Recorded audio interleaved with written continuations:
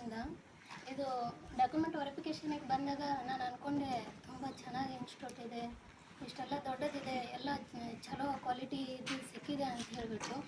But ಇದರಲ್ಲಿ ಯಾವ ಥರ ನಾವು ಅಂದ್ಕೊಂಡಿದ್ದ ಥರ ಒಂದು ಸಿಗ್ತಾ ಇಲ್ಲ. ಒಂದು ಸ್ಟೇ ಫಂಡ್ನೂ ಇಲ್ಲ, ಮತ್ತು ನಮಗೆ ಸ್ಟೇ ಆಗಲಿಕ್ಕೆ ವ್ಯವಸ್ಥೆ ಕೂಡ ಇಲ್ಲ. ಸರ್ಕಾರ ಇಷ್ಟೆಲ್ಲ ದೊಡ್ಡದು ಬಿಲ್ಡಿಂಗ್ ಕಟ್ಟಿದೆ ಖರೀದಿ, ಬಟ್ ಅವ್ರಿಗೆ ಸ್ವಲ್ಪ ಗಮನಕ್ಕೆ ಬರಲಿಲ್ವಾ? ಇಷ್ಟೆಲ್ಲ ಅಡವಿಯಲ್ಲೇ ಬಂದು ಒಂದು ಕಟ್ಟಡ ಕಟ್ಟಿದೀವಿ ಅಂದರೆ ಅದು ಜನರಿಗೆ ನೋಡ್ಲಿಕ್ಕಂತ ಆಗಿದೆ ಅಂತ ನನಗೆ ಅನಿಸ್ತಿದೆ. ಬಟ್ ಮಕ್ಕಳಿಗೆ ಸ್ಟೂಡೆಂಟ್ ಅವರಿಗೆ ಇರ್ಲಿಕ್ಕೆ ವ್ಯವಸ್ಥೆ ಇಲ್ಲ. ಯಾವ ಸಿಸ್ಟಮೆಟಿಕ್ಕಿಂದ ಕಟ್ಟಿದ್ದಾರೆ ಇದು ಅಂತ. ಮತ್ತು ಲೈಬ್ರರಿ ಇದೆ, ಆ ಲೈಬ್ರರಿಯಲ್ಲಿ ಯಾವಾಗ ಕೂಡಬೇಕು ನಾವು? 10 o'clock ಕ್ಲಾಸ್ ಸ್ಟಾರ್ಟ್ ಆಗುತ್ತೆ, 5 ಗಂಟೆಗೆ ಕ್ಲಾಸ್ ಬಿಡ್ತಾರೆ. ಆಮೇಲೆ ನಾವು ಯಾವಾಗ ಹೋಗಬೇಕು? ಊರಿಗೆ ಹೋಗೋದು ಹೆಂಗೆ, ಮತ್ತು ನಾವು ಸ್ಟಡಿ ಮಾಡೋದು ಹೇಗೆ? ಸುಮ್ಮನೆ ವೇಸ್ಟ್ ಆಗ್ತಿದೆ ಅದು. ಇಷ್ಟೆಲ್ಲ ಬಿಲ್ಡಿಂಗ್ ಕಟ್ಟಿಬಿಟ್ಟು ಸ್ಟೂಡೆಂಟ್ ಅವರಿಗೆ ಬರೋಕ್ಕೂ ಆಗಲ್ಲ.